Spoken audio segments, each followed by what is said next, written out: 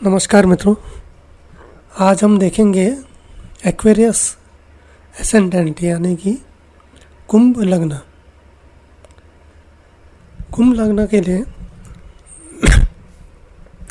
Aries यानी मेष तीसरे भाव में चले गया, एक्वेरियस यानी कि कुंभ पहले भाव में। तो ये लकी है। और एक्वेरियस किस चीज़ का साइन है? इच्छाओं का। तो थोड़ी मेहनत करने से इच्छाएं भी पूरी होंगी।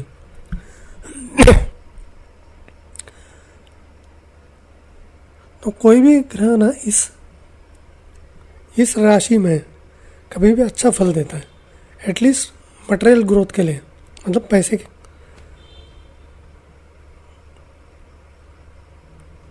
और बड़े भाई बहनों से भी फ़ायदा हो सकता है।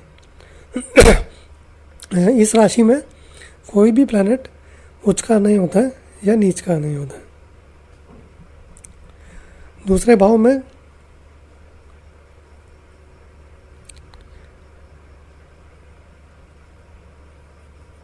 पाइसिस चले गया दूसरे भाव में, बराबर है। और जो कालपुरुष की कुंडली का दूसरा भाव है जो वृषभ, वो चले गया चौथे भाव में। तो पाइसिस लॉस का है, एक्सपेंसेस का भाव है। तो सेकंड हाउस में ये अच्छा नहीं है। और शनि जो है वो लग्न का स्वामी है। लग्न का स्वामी भी है और 12वें भाव का भी स्वामी है।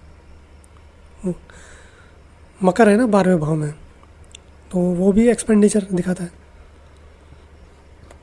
लेकिन वृषभ जो है वो चौथे भाव में, वो अच्छा है।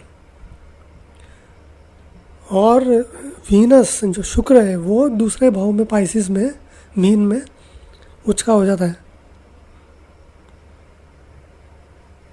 तो अपने बड़ों से यानी माता पिता से, दादा दादी से, वहाँ से कुछ पैसा वैसा मिलना या प्रॉपर्टी मिलना के चांसेस रहते हैं। और इनको क्या करना चाहिए? इनको जैसा फिक्स डिपॉजिट करते हैं उसमें सब डालना चाहिए। जो भी एक्स्ट्रा पैसा रहेगा वो लॉन्ग टर्म इन्वेस्टमेंट करो तो फायदा होगा।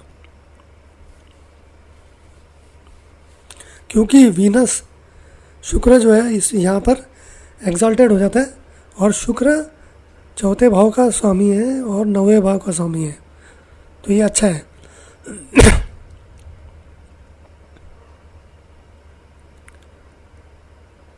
और पेरेंट्स से सपोर्ट भी दिखाता है। इनके जो रिलेटिव्स रहेंगे वो भी, उनके पास भी अच्छा पैसा रहेगा। यहाँ पर मर्क्यूरी यानी कि बुध जो है वो नीच का हो जाता है और वो 5वें भाव का यानी और 8वें भाव का स्वामी है। तो ये हो सकता है बच्चों के कारण इनका नुकसान हो। ट्रेडिंग भी करेंगे या स्पेकुलेशन, इसके कारण भी हो सकता है। क्योंकि एक्वेरियस वालों को क्या रहता है, स्पेकुलेशन में बहुत इंटरेस्ट रहता है।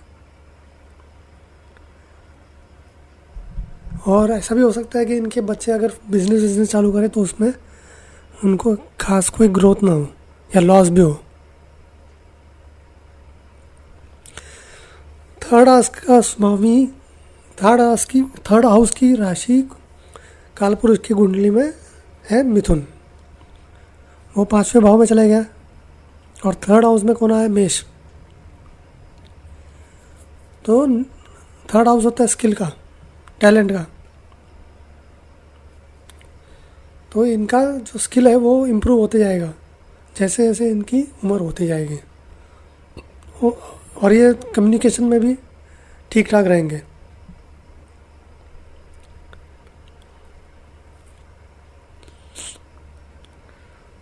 ठीक है। और मेष में शनि जो लग्न का स्वामी है वो नीच का हो जाता है, तो छोटे भाई बहनों से अच्छा रिलेशन नहीं रहेगा।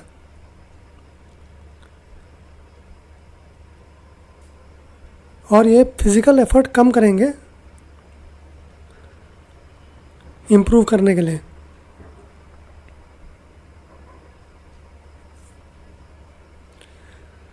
और मेहनत करना पड़ेगा इनको ये मास्टर करने के लिए कोई भी चीज़।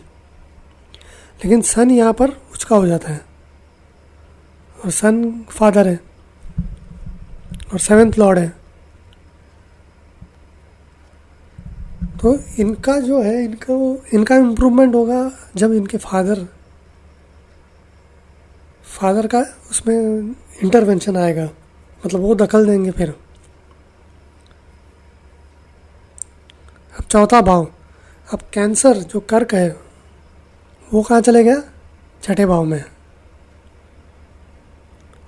और चौथे भाव में आ गया वृषभ।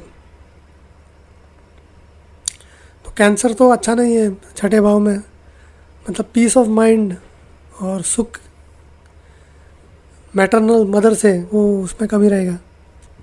हो सकता है झगड़ा भी हो जिसके कारण एंग्जाइटी हो। लेकिन चौथे भाव में जो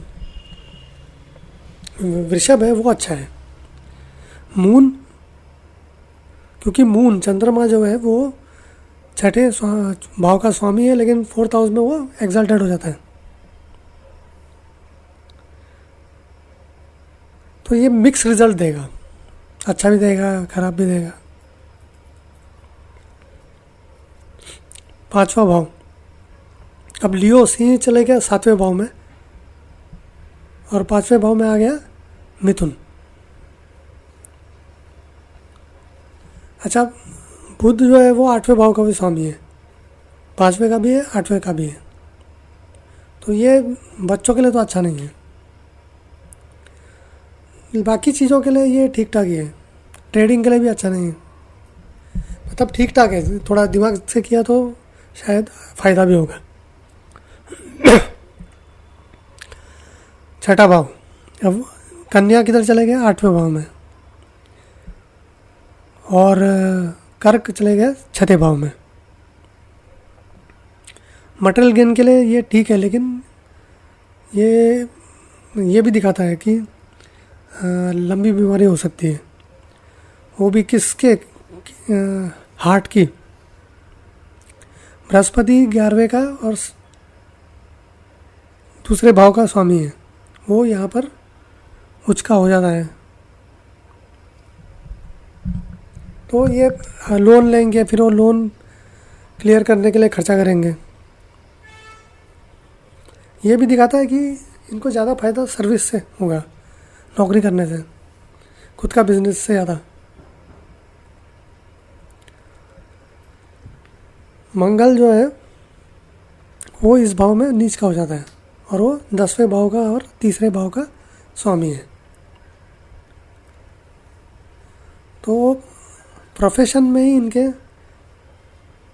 एनिमीज, दुश्मन रहेंगे, और वो ही दिक्कत करेंगे। ऐसा भी हो सकता है इनका बार बार ट्रांसफ़र हो।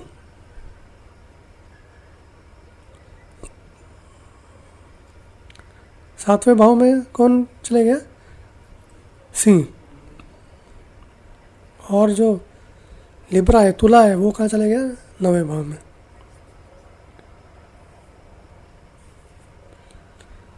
तो इनका जो स्पाउस रहेगा वो शायद थोड़ा ऑथोरिटेरियन रहेगा, लेकिन वो इनके लिए, मतलब करियर के लिए अच्छा होगा, तो ये इनकी शादी के बाद इनका करियर ज़्यादा अच्छा होगा। अब कन्या राशि चले गए 8वें भाव में, तो ये कुछ इतना अच्छा नहीं है लॉन्जिविटी के लिए, क्योंकि ये दिखाता है लंबी बीमारी। स्कॉर्पियो यानी वृश्चिक चले गया 10, तो ये अच्छा है मतलब आयु के लिए।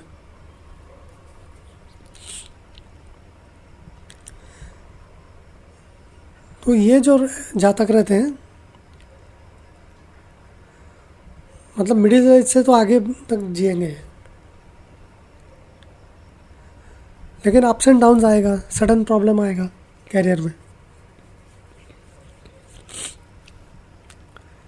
शुक्र जो है ये यहाँ पर नीच का हो जाता है।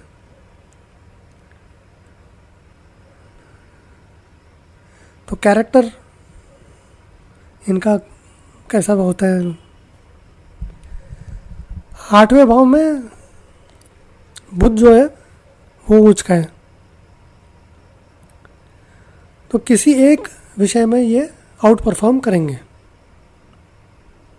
खुद का रिसर्च में करेंगे, जिससे उनको अच्छा खासा पैसा भी मिल जाए। अच्छा, बच्चे अच्छा करेंगे अगर वो अपने बर्थ प्लेस से दूर चले जाए।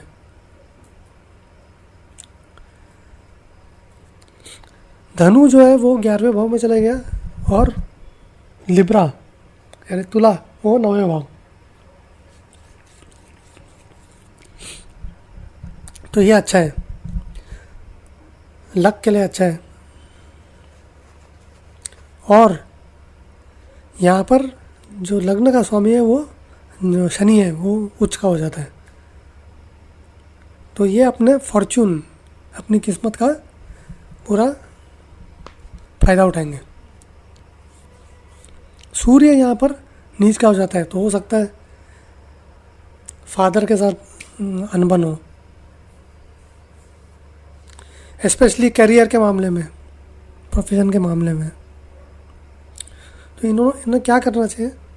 अगर शुक्र अच्छा प्लेसमेंट नहीं है शुक्र का, तो अपने वाइफ को अपने बिजनेस में इन्वॉल्व नहीं करना चाहिए। और शुक्र अच्छा है तो फिर ठीक है।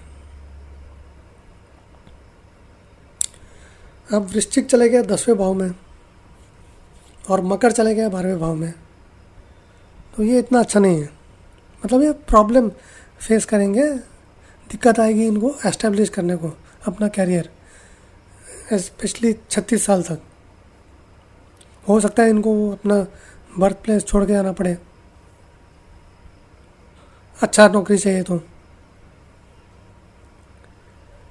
हाँ, तो ये अगर अपने बर्थ प्लेस से दूर किया तो अच्छा है, हॉस्पिटल में किया तो अच्छा है, कोर्ट में किया, पुलिस में किया, वो भी अच्छा है। चंद्रमा जो है यहाँ 10वें भाव में नीच का हो जाता है, और 6ठे भाव का स्वामी है। तो हो सकता है जो फीमेल्स है वो इनके वर्क प्लेस में उनके साथ इनका बने नहीं,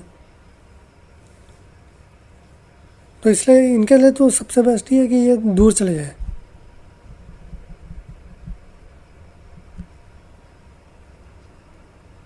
ग्यारहवां भाव,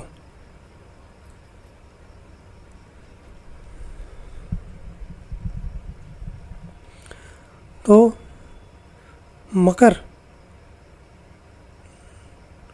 धनु चले गया 11वें भाव में,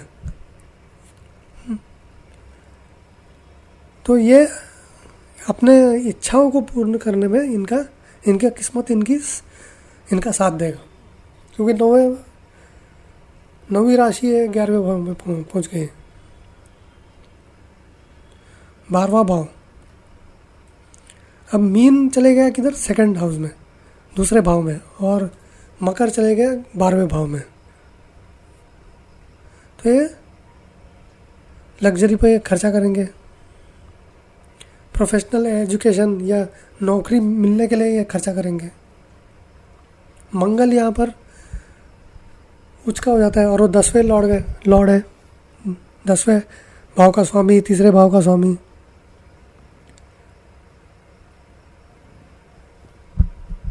इतना अच्छा नहीं है,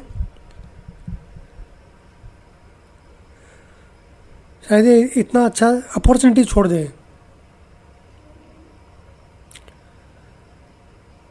हो सकता है इनको बाहर से पैसा मिले तो ठीक है, उसमें ज़्यादा अच्छा पैसा मिलेगा।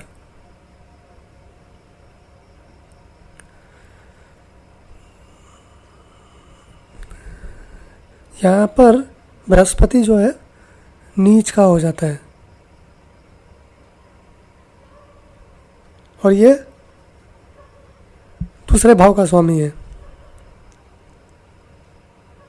तो ये ज़्यादा चैरिटी नहीं करेंगे, बच्चों पे खर्चा करेंगे।